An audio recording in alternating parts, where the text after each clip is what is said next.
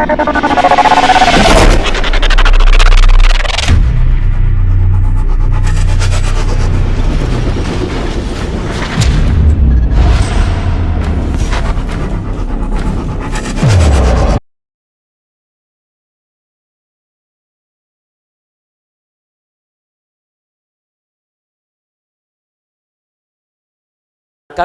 தேடணும். நம்ம உலகத்தில் என்னென்னமோ நடக்க போகுது, அதுக்கு முன்னால் நம்மளை நாமே ஆயத்தப்படுத்திக் கொள்ளணும். கர்த்தரை தேடுவர்களுக்கு ஒரு நன்மையும் குறைவுபடாது என்று சொல்லப்பட்டிருக்கிறது. கர்த்தரை தேடுவர்களுக்கு ஒரு நன்மையும் குறைவுபடாது.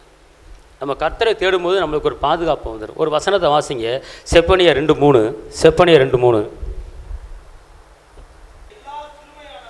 தேசத்தில் உள்ள எல்லா சிறுமையானவர்களே,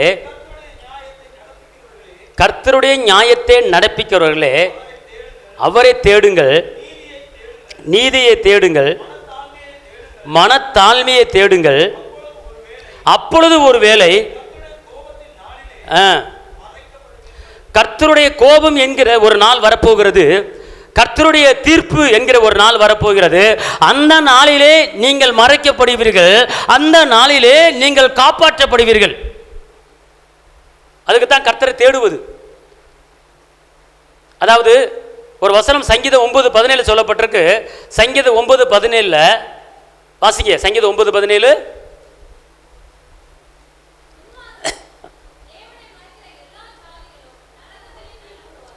தேவனை மறக்கிற எங்க தள்ளப்படுவார்கள்? நரகத்தில் தள்ளப்படுவார்கள். பார்த்தீங்களா?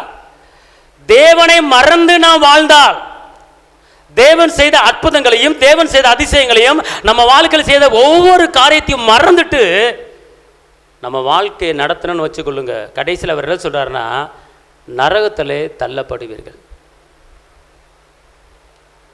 தேவனை மறந்து நம்ம வாழ்ந்துட்டோம்னா நரகத்தில் தள்ளப்படுகிற ஒரு சூழ்நிலை நம்மளுக்கு ஒரு அன்பார்ந்தவர்களே. அதனால தான் கர்த்தரை தேடுங்கள், அப்பொழுது பிழைப்பீர்கள். கர்த்தரை தேடுவர்களுக்கு ஒரு நன்மையும் என்ன செய்யாது? குறைவுபடாது. ஒரு வசனம் இருக்குது, செப்பனியா 1:18, பொண்ணு வெள்ளியும் நம்மளை என்ன செய்யாது? தப்பி வைக்க முடியாது. வாசிங்க, செப்பனியா 1:18. கர்த்தருடைய உக்கிரத்தி நாள் ஒன்று வரப்போகிறது பூமியிலே, அவர்கள் வெள்ளியும் அவர்கள் பொண்ணும் அவர்களை தப்பிவிக்க மாட்டாது. எத்தனைதான் கோடிக்கணக்கில் பணம் இருந்தாலும் அந்த கர்த்தருடைய நாள் என்று ஒன்று வரும். அந்த நாளிலே நம்ம வச்சிருக்கிற பொண்ணு, கோடிக்கணக்கான வச்சிருக்கிற பணமும் அது என்ன செய்ய முடியாது? தப்புவிக்க முடியாது. நீ கோடி கோடிய பணம் இருந்தாலும் சுகத்தை பெற்றுக்கொள்ள முடியுமா? முடியாது. கோடி கோண பணம் இருந்தால் ரட்சிப்பை பெற்றுக்கொள்ள முடியுமா? முடியாது. கோடி கோடிய பணம் இருந்தாலும் பரலோகத்தை சம்பாதிக்க முடியுமா? முடியாது. அன்பார்ந்தவர்களே, அதுதான் அப்போஸ்தலர்களில் நீ வாசித்து பார்த்தீங்கன்னா, பரிசுத்தாவியை பெற்றுக்கொள்ளுக்கு பணம் தரேன்னு ஒருத்தர் சொன்னான். நான் இவ்வளோ பணம் தர்றேன், எனக்கு ஆவியானவரை தாங்க அப்படின்னு சொல்லி கேட்கும்போது அவர் சொல்கிறாரு, உங்ககிட்ட இருக்கிற பணம் என்ன போட்டிருக்கு? எப்படி போட்டிருக்கு? ஒன்றும் இல்லாமல்.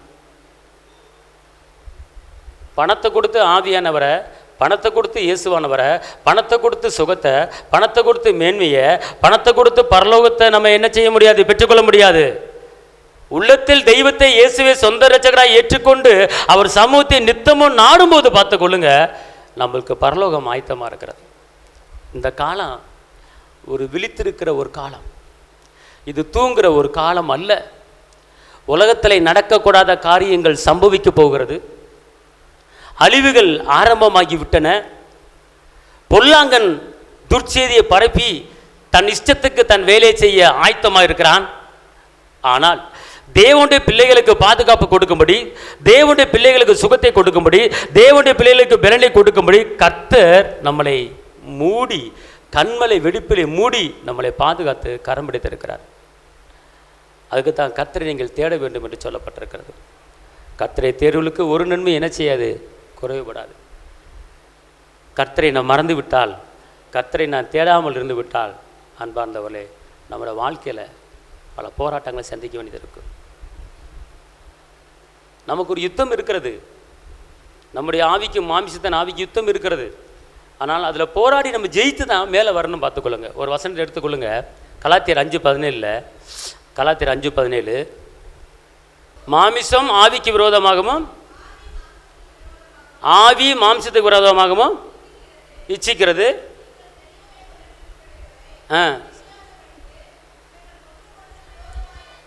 இவைகள் ஒன்றுக்கொன்று விரோதமாய் எழும்பி இருக்கிறது. நல்லா தெரிஞ்சுக்கொள்ளுங்க. ஒரு சத்திய வசனத்தை நீங்கள் தெரிஞ்சுக்கொள்ளுங்க. இதுலேருந்து நீங்கள் விடுபடுறதுக்கு ஒரு வழி. நீங்கள் திருப்பி அந்த வசனத்தை ஒருத்தர் நல்லா வாசிங்க பார்ப்போம். ஆ ஆ ஆ ஆ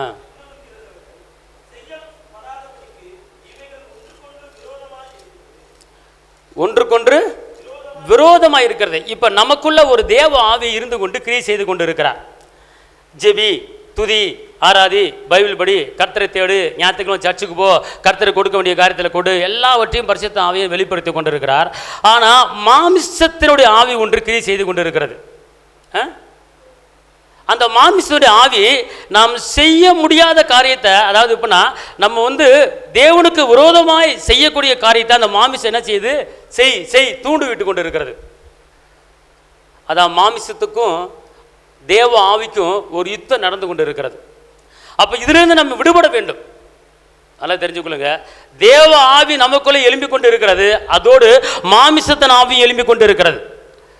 இந்த மாமிசத்தின் ஆவி நீ ஜெபிக்காத, நீ துதிக்காத, சர்ச்சுக்கு போகாத, தவறு பண்ணு, பாவம் பண்ணு சொல்லி கொண்டு இருக்கிறது.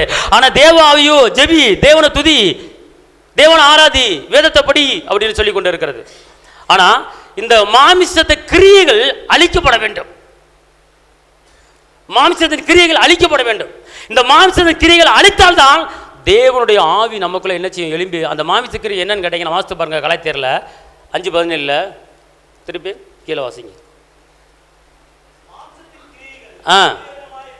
மாம்சத்தின் கிரியைகள் வெளியரங்கமாக இருக்கிறது.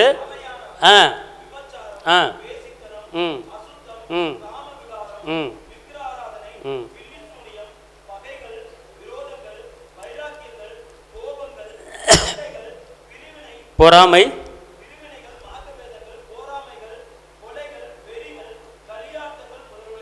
இப்படிப்பட்டவைகளை செய்கிறவர்கள் தேவனுடைய ராஜ்யத்திலே. இங்கே கவனிங்க. நீங்கள் கர்த்தரை மட்டும் தேடாமல், கர்த்தரை மட்டும் ஆராதிக்காமல், பைபிள் படிக்காமல், ஜெபிக்காமல் நீங்கள் இருந்துக்கிட்டே உங்கள் வாழ்க்கையை ஓடிக்கிட்டே இருந்தீங்கன்னா இந்த மாம்சத்தினுடைய கிரியைகள் நமக்குள்ள ஒவ்வொன்றா உட்காந்துரும். பார்த்துக்கொள்ளுங்க. இப்போ நம்ம ஆத்துமா இருக்குது பார்த்துக்கொள்ளுங்க, இந்த இறுதி இருக்குது பார்த்துக்கொள்ளுங்க. இது மாம்சத்துடைய காரியம் கொஞ்சம் இருக்கும், ஆவியின் காரியம் கொஞ்சம் இருக்கும். நம்ம ரட்சிக்கப்பட்டிருக்கிறோம், இயேசுவை சொந்த ரட்சகராக ஏற்றுக்கொண்டிருக்கிறோம். இப்போ கடவுளை தேடாமல், ஏசப்பா தேடாமல் நம்ம பாட்டு இருந்தோம்னா இந்த ஆவிகள் ஒவ்வொன்றா என்னென்ன ஆவி வரும்? பொறாமை வரும், கொலை வரும், வெறி வரும், களியாட்டை வரும், அடுத்து விக்கிராதனை வரும், அடுத்து பில்லி சுனியை வரும், அடுத்து பகை வரும், அடுத்து விரோதம் வரும், அடுத்து வைராக்கியம் வரும், அடுத்து கோபம் வரும், அடுத்து சண்டை வரும். இது பூரா யாருடைய வேலை, யாருடைய காரியம் அப்படின்னு கேட்டால் மாமிசத்தின் மூலமாக வருகிற ஒரு காரியம். இது தேவனுடைய ஆவி மூலமா வருகிற காரியம் அல்ல. அப்பனா இங்க என்ன சொல்லப்பட்டிருக்கு? 17 மாமிசம் ஆவிக்கு விரோதமாகவும் ஆவி மாமிசத்துக்கு விரோதமாகவும் இச்சிக்கிறது. நீங்கள் செய்ய வேண்டும் என்று செய்யாதபடிக்கு. நீங்க ஒன்று ஜெபிக்கணும்னு நினைச்சு இருப்பீங்க, ஆனா இது செய்ய விடாது. நீங்க நல்லது செய்ய நினைப்பீங்க, ஆனா இது செய்ய விடாது. ஒரு குடும்பத்துக்கு நல்லது செய்ய நினைப்பீங்க, ஆனால் இந்த ஆவி என்ன செய்யாது? செய்ய விடாது. இதுதான் மாமிசத்தினுடைய ஆவி, தேவ ஆவியுடைய வேலை. பார்த்துக்கொள்ளுங்க. இந்த மாமிசத்தின் ஆவி பார்த்துக்கொள்ளுங்க, எத்தனை எத்தனை காரியம் இருக்குது பார்த்துக்கொள்ளுங்க. இவ்வளோ காரியமும் நம்ம உள்ளத்தில் இருந்துச்சுன்னா நம்ம தேவனுடைய ராஜ்யத்தில் பிரவேசிக்க முடியாது. நமக்குள்ள ஒரு யுத்தம் நடந்து கொண்டு இருக்கிறது, ஒரு போராட்டம் நடந்து கொண்டு இருக்கிறது. மாமிசத்தின் ஆவியும் தேவ ஆவியும் ஒரு யுத்தம் நடந்து கொண்டு இருக்கிறது. நம்ம அதை மேற்கொள்ளணும். மாமிசத்தின் கிரியைகளை அழிக்கணும். மாமிசத்தின் கிரியை அழிக்கும்படிக்க தேவகுமார் என்ன செஞ்சாரு? வெளிப்பட்டார். இன்னைக்கு உங்க உள்ளத்துல பகை இருக்கா? மாமிச உள்ள உட்காந்துக்கிட்டு இருக்கு. உங்க உள்ளத்துல சண்டை இருக்கா? மாமிச உள்ள உட்காந்துக்கிட்டு இருக்கு. உங்க உள்ளத்துல பகை இருக்கா? மாமிச உள்ள உட்காந்துக்கிட்டு இருக்கு. உங்க உள்ளத்துல கசப்பு இருக்கா? மாமிச உள்ள உட்காந்துக்கிட்டு இருக்கு. உங்க உள்ளத்துல பொறாம இருக்கா? மாமிச உள்ள உட்காந்துக்கிட்டு இருக்கு. இது தேவனுடைய ஆவி கிடையாது, இது மாமிசத்தின் ஆவி. அப்ப நீங்க மாமிசத்துக்கு இடம் கொடுக்குறீங்களா, தேவ ஆவிக்கு இடம் கொடுக்குறீங்களா? அப்ப மாமிசத்துக்கு இடம் கொடுக்கும்போது இத்தனை வகை ஆவிகள் நம்ம உள்ளத்துல வந்து நம்மளை நரகத்துக்கு தள்ளிட்டு போயிடும், பரலோகத்துக்கு கொண்டு போகாது. அதனால தான் கூடிய மட்டும் எல்லோரிடத்திலும் நீங்கள் சமாதானமாக இருங்கள் என்று சொல்லப்பட்டிருக்கிறது. இங்கே சமாதானமாக இருங்க. பகை நம்ம வளர்த்து கொள்ளக்கூடாது, பகை உள்ளத்தில் வளர்த்து கொள்ளக்கூடாது. உங்களுக்கு விரோதமாக பகை எலும்பும், உங்களுக்கு விரோதமாக துர்ச்சியது எலும்பும், உங்களுக்கு விரோதமாக குறை சொல்லுவாங்க, அது பாட்டு இருக்கட்டும், அது கர்த்தர் பார்த்துக்கொள்வார், கர்த்தர் சமூகத்தில் அது பார்த்து கொள்ளப்படும். இன்னைக்கு தேவ பிள்ளைகள் மனிதர்களை பார்த்து தன்னுடைய ஆவிக்குரிய ஜீவிதத்தில் தன் ஆவியை இழந்து போயிடறாங்க. அவன் கிறிஸ்தவன் தானே, அவன் ஆவிக்குரியன் தானே, அவன் இப்படி தப்பு பண்ணி கொண்டு இருக்கிறானே, இப்படி அநியாயம் பண்ணி கொண்டு அவன் மட்டும் நல்லா இருக்கானே அப்படின்னு சொல்லிட்டு தனக்குத்தானே கேடு வர வைத்து கொண்டு பிசாசு நம்மளை என்ன செய்யறான், வேறு பிரித்து கொண்டு இருக்கிறான். அவனும் கிறிஸ்தவன் தானே, அவன் தப்பு பண்றான்ல, நான் பண்றதுக்கு என்ன அப்படின்னு அவனை நீங்க கம்பேர் பண்ணக்கூடாது. பிசாசு அப்படித்தான் வருவான், அப்படித்தான் உங்க உள்ளத்துக்குள்ள வருவான். அவன் தப்பு செஞ்சா அது அவன் பாடு, கர்த்தர் பாடு, கர்த்தர் அவனை நரகத்தை கொண்டு போவார், அது நம்மளுக்கு அது தேவையில்லை. நமக்கும் கர்த்தருக்கு உள்ள இருக்கிற உறவு எப்படி இருக்கிறது, நமக்கும் தேவ ஆவிக்கும் உள்ள உறவு எப்படி இருக்கிறது, அப்படி தான் பார்க்கணும். அடுத்தவர்களை பார்த்து நம்ம வாழ்க்கையை ஃபோக்கஸ் பண்ணக்கூடாது. கர்த்தருடைய அவர் என்ன சொல்கிறார், என்னுடைய அடிச்சுவடுகளை பின்பற்றுங்கள் என்று கர்த்தர் சொல்கிறார். என்னுடைய அடிச்சுவடுகளை பின்பற்றுங்கள் என்று அவர் சொல்கிறார். நாம் அவருடைய வாக்குத்தத்தங்களையும் அவருடைய கட்டளைகளையும் கற்பனைகளையும் கடைபிடித்து சரியாக அவர் வழியிலே போனாலே போதும், நம்ம வாழ்க்கை உயர்வை யாரும் தடுக்க முடியாது. யார் என்ன சொன்னாலும் சரி தடுக்க முடியாது. காரணம், நமக்கும் இயேசுவுக்கும் இருக்கிற அந்த உறவை வளர்த்து கொள்ளும், பார்த்துக்கொள்ளுங்க. இதை நல்லா புரிஞ்சுக்கொள்ளுங்க. எதுக்கு இந்த மாதிரி ப்ரேயர், எதுக்கு இந்த மாதிரி துதி ஆராதனை ஏன் நம்ம செய்கிறோம் அப்படின்னு கேட்டால், ஆவிக்குரிய ஜீவிதத்தில் வளர்வதற்கு, மாமிச கிரியைகளை அழிப்பதற்கு. பாவம் செய்ய பாவம் செய்ய பாவம் செய்ய மாமிசம் பேசும், ஆவியன் சொல்லுவார் பாவம் செய்யாத பாவம் செய்யாத, ஆவியனவர் பேசுவார். அதான் மாமிச கிரியைகள். ஆவியானவர் கிரியை என்ன தெரியுமா, பொறுமை, அன்பு. கொலைசீரில் 3:12 சொல்லப்பட்டிருக்கு. ஆசிங்க கொலைசீர் 3:12, நீங்கள் தேவனால் தெரிந்து கொள்ளப்பட்ட பரிசுத்தரும் இரக்கத்தையும் தயவையும் மனத்தாழ்மையையும் சாந்தத்தையும் நீடிய பொறுமையையும் தரித்து கொண்டு ஒருவரை தாங்கி ஒருவர் குறை உண்டானால் ஏசப்பா உங்களுக்கு மன்னிச்சது போல ஒருவருக்கொருவர் மன்னியுங்கள். இதுதான் ஆவியானவர் சொல்ற ஒரு காரியம். இதுதான் ஆவியானவர் உங்க உள்ளத்துல தங்கியிருந்தா பேசுற ஒரு காரியம். அவன் அடிச்சு விட்டான் போய் அடி அப்படின்னு ஆவியானவர் சொல்ல மாட்டாரு. அவனை பயக்கிற நீ பகை அப்படின்னு ஆவியானவர் சொல்ல மாட்டாரு. அவனை குற்றப்படுத்துற நீயும் குற்றப்படுத்து ஆவியானவர் சொல்ல மாட்டாரு. அவனை குறை சொல்ற நீயும் போய் குறை சொல்லு ஆவியானவர் சொல்ல மாட்டாரு. ஆவியானவர் சொல்லுகிற ஒரு காரியம், கூடிய மட்டும் எல்லோரிடத்திலும் சமாதானமா இருங்கள் என்று சொல்றாரு. இந்த வசனம் நம்மளுக்கு கற்றுக் கொடுக்கிறது. நம்ம எதை தரித்திருக்க வேண்டும் என்று கேட்டால், திருப்பி இந்த வசனத்தை வாசிக்க கொலைசீர் 3:12, ஆகையால் எல்லாம் சொல்லுங்க, நான் தேவனால் தெரிந்து கொள்ளப்பட்ட பரிசுத்தன். சொல்லுங்க, நான் தேவனால் தெரிந்து கொள்ளப்பட்ட பரிசுத்தன். சொல்லுங்க, நான் தேவனால் தெரிந்து கொள்ளப்பட்ட பரிசுத்தன். எனக்குள்ள இருக்கிற மாமிச கிரியைகள் அழிக்கப்படுவதாக. எனக்குள்ள இருக்கிற மாமிசத்த கிரியைகள் அழிக்கப்படுவதாக. இப்ப மாமிசத்த கிரியைகள் அழிக்கப்பட்டுட்டு என்ன உள்ள இருக்கு அப்படின்னு கேட்டா என்ன சொல்லப்பட்டிருக்கு, உருக்கமான இரக்கத்தையும் தயவு மனத்தாழ்மை சாந்தம் நீடிய பொறுமை தரித்து கொண்டு. எதை தரிக்க வேண்டும்? தரிக்க வேண்டும் என்றால் உள்ளே வைத்துக் கொள்ள வேண்டும், தரிக்க வேண்டும் என்றால் உள்ளே அணிந்து கொள்ள வேண்டும். இதை நீங்க என்ன சின்ன வச்சிருக்கணும். இன்னொரு வசனத்தை வாசிங்க, எபேசியர் 4:2. எபேசியர் 4:2, மிகுந்த மனத்தாழ்மையும் சாந்தமும் நீடிய பொறுமையும் உடையவர்களாய் அன்பினாலே ஒருவரை தாங்கி சமாதான கட்டினால் ஆவியின் ஒருமையை காத்துக் கொள்வதற்கு, ஆவியின் ஒருமையை காத்துக் கொள்வதற்கு நீங்கள் ஜாக்கிரதையாக இருக்க வேண்டும். தேவன் சொல்லுகிறார், இந்த நாளிலே நீ ஜாக்கிரதையா வாழு. எப்படி ஜாக்கிரதையா வாழ்வது என்று கேட்டால், உங்கள் உள்ளத்திலே ஆவியின் ஒருமையை காத்துக்கொள். உள்ளத்துக்குள்ளே வெறுப்பையும் பொறாமையும் உலகப்பரமான காரியங்களையும் உள்ளத்தில் வரவிடாமல் இந்த மாதிரி காரியங்களை நீ என்ன செய், காத்துக்கொள். அவர் சொல்றார், பார்த்துக்கொள்ளுங்க. சமாதான கட்டையினால் ஆவின் ஒருமையை காத்துக்கொள்வதற்கு ஜாக்கிரதையா இருங்க. அன்பார்ந்தவர்களே, இப்போ உங்களுக்குள்ள உங்களை தேடி யாராவது ஒருத்தர் வந்து குறை சொல்லிக்கிட்டே இருக்கிறாங்கன்னு வச்சுக்கொள்ளுங்களேன், குற்றப்படுத்தி கொண்டே இருக்காங்கன்னு வச்சுக்கொள்ளுங்களேன், அவங்களுக்குள்ள தேவ ஆவி இல்லை என்று நீங்கள் தெரிந்து கொள்ள வேண்டும். புரியுதா உங்களுக்கு? அதாவது ஒரு மனிதனுக்குள்ளே என்ன ஆவி இருக்கும் என்பதை நீங்கள் பகுத்தறிந்து கண்டுபிடித்து கொள்ளலாம். ஆவியானவர்படி ஒரு மனிதன் நடந்தால் அவன் ஆவியின்படி நடக்கிறான், மாமிசத்தின்படி நடந்தால் அவன் மாமிசத்தின்படி நடக்கிறான். அதான் மாமிச சிந்தை மரணம், ஆவியின் சிந்தையோ ஜீவனும் சமாதானம் என்று சொல்லப்பட்டிருக்கிறது. இன்னைக்கு நம்ம வாழ்க்கையில் ஒருமையை காத்துக்கொண்டு சமாதானத்தை காத்துக்கொண்டு வாழ வேண்டும். இந்த மாமிச கிரியைகளை நல்லா நீங்கள் படிச்சுட்டு, இது நம்மக்கிட்ட இருக்கா, பகை இருக்கா பாருங்க, பொறாமை இருக்கா பாருங்க, மார்க்கு பேதம் இருக்கா பாருங்க, அதை எடுத்துக்கொள்ளுங்க. திருப்பி அந்த வசனத்தை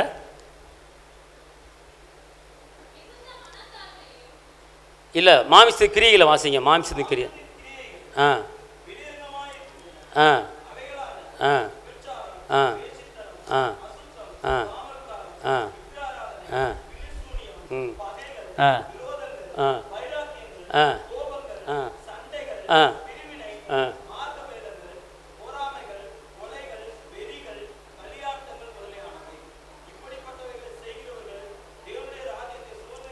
இப்படிப்பட்ட காரியங்களை செய்கிறவர்கள் தேவனுடைய ராஜ்யத்தை, இது புற மாமிசத்தின் கிரியைகள். இப்போ நம்மளுக்குள்ள மாமிசத்தின் கிரியை இருக்கா இல்லையா, அப்போ நாம என்ன செய்யலாம், கண்டுகொள்ளலாம். பார்த்துக்கொள்ளுங்க, நல்லா தெரிஞ்சுக்கொள்ளுங்க.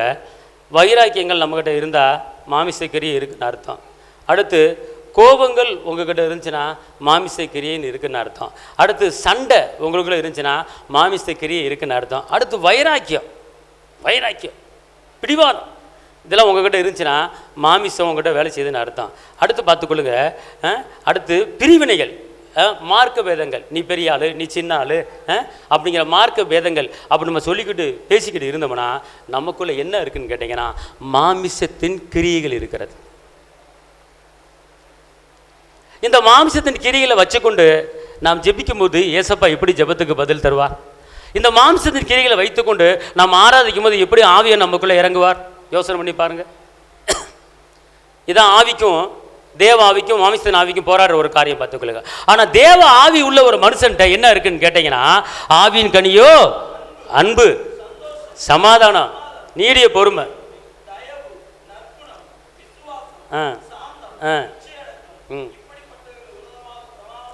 இப்படிப்பட்டவைகளும் பிரமாணம் வேற ஒன்றுமே கிடையாது. அப்போ ஆவியின்படி ஒரு மனுஷன் நடந்தானா இந்த காரியங்கள் உள்ளத்தில் இருக்கணும் பார்த்துக்கொள்ளுங்க.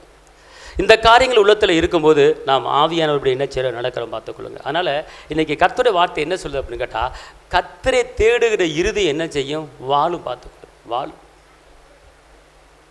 பாவிகளை இரக்கத்துக்காக கெஞ்சுகிற ஒரு காலம் ஒன்று வரப்போகிறது. தேவனை மறக்கிறவர்கள் நரகத்தில் தள்ளப்படுவார்கள். பொண்ணு வெள்ளியும் நம்மளை காப்பாற்றாது. ஒரு வசனம் இருக்கிறது எசேக்கியேல் 7:19 வாசிங்க. எசேக்கியேல் 7:19.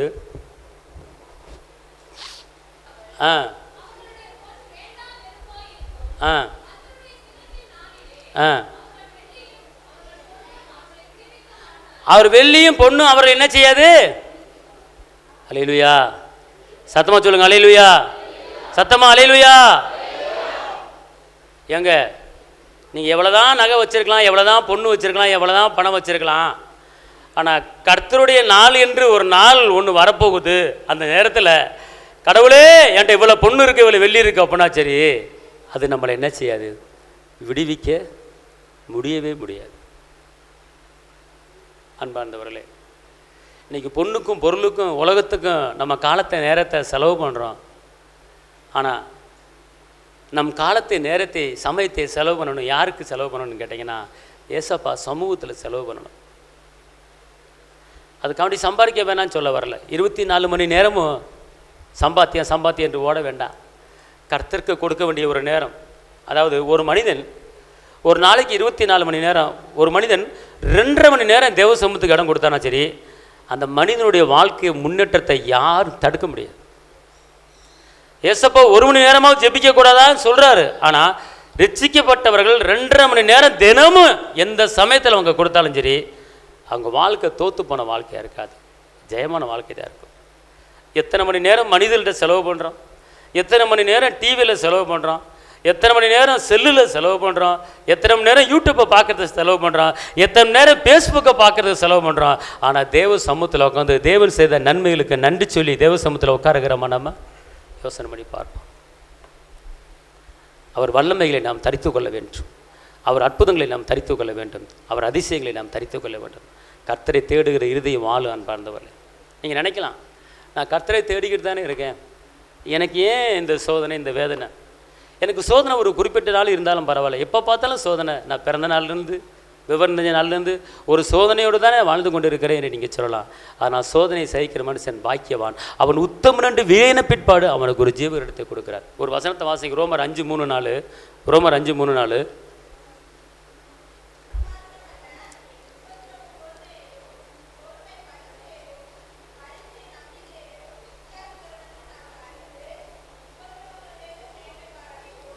உபத்திரங்களில் நீங்கள் என்ன செய்ய வேண்டும்? உபத்திரம் வரும், கஷ்டம் வரும், நெருக்க வரும். ஆனால் அந்த நேரத்தில் நான் வாழ்ந்திருப்பேன் என்று நீங்கள் மேன்மை பாராட்ட வேண்டும். இயேசு சிலுவையிலே இரத்த சிந்திருக்கிறாரு, கண்டிப்பாக என் வாழ்க்கை விடுதலையான வாழ்க்கை இருக்கும் என்று மேன்மை பாராட்ட வேண்டும். ஏசப்பா என் சாபத்தை உடைச்சிட்டாரு, என் பாவத்தை அழிச்சிட்டாரு. ஏசப்பா அவருடைய இரத்தத்தால் நான் மீட்கப்பட்டிருக்கேன், இரத்தத்தால் என் தரித்திரம்லாம் போய்விட்டது, அவர் இரத்தத்தால் ஐஸ்வர்யம் மாறி இருக்கிறேன் அப்படிங்கிற அந்த வார்த்தையை கொண்டு நீங்கள் என்ன செய்ய வேண்டும்? அந்த உபத்திரவ நேரங்களிலே, அந்த சோதனை வேலையிலே நீங்கள் மேன்மை பாராட்ட வேண்டும். எப்படி மேன்மை பாராட்ட வேண்டும்? அந்த வசனத்தை திருப்பி வாசிங்க.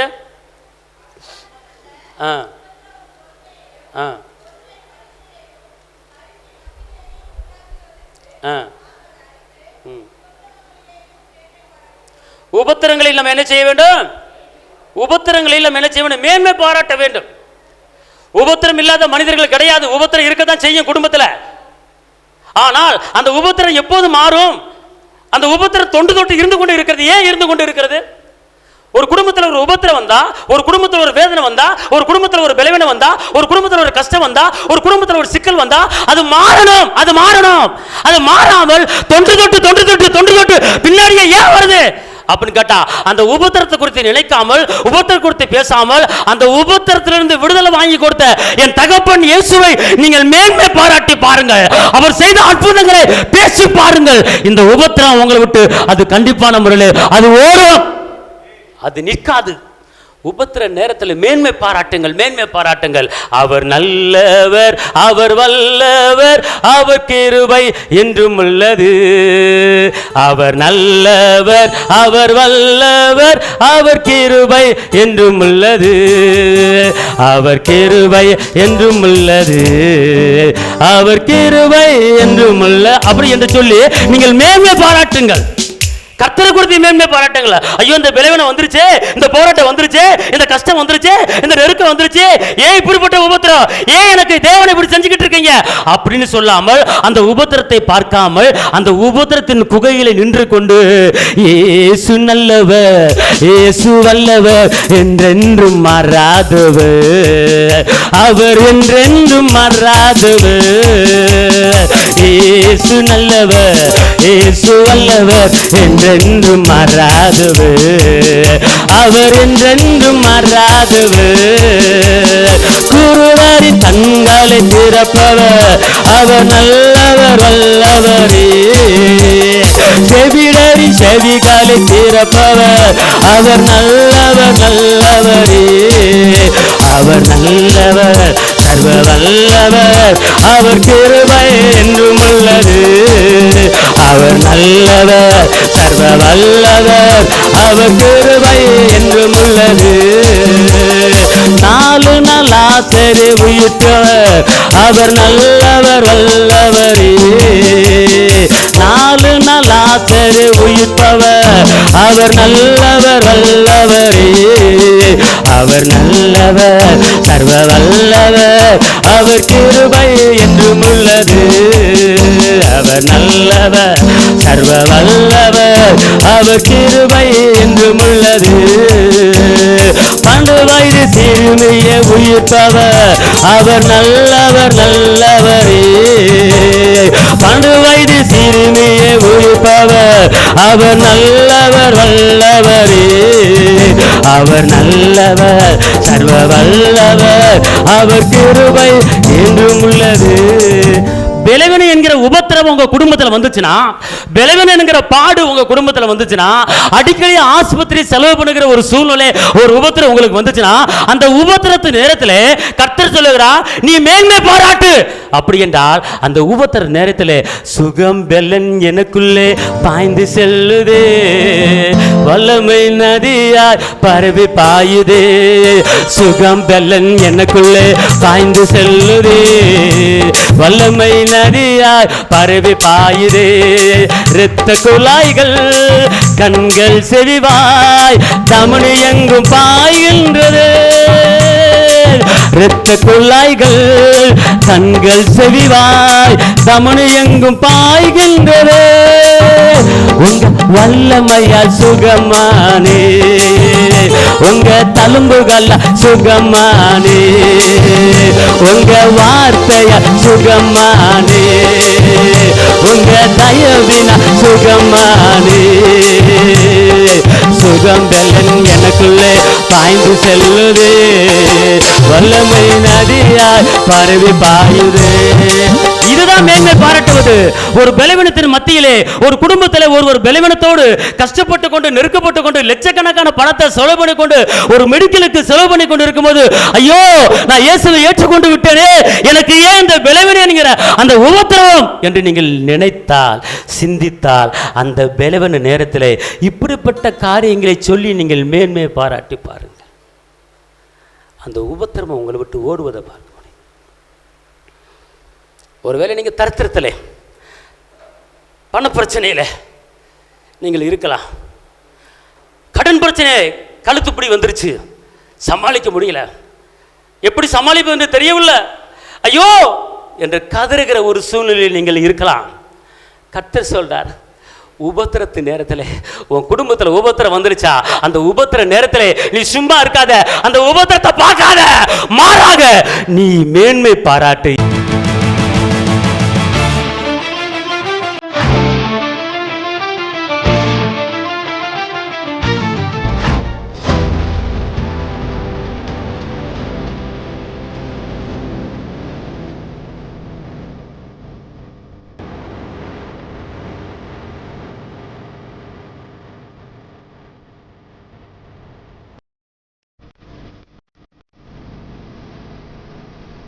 உங்கள் வாழ்க்கையில் போராட்டமா, கண்ணீரா, வேதனையா?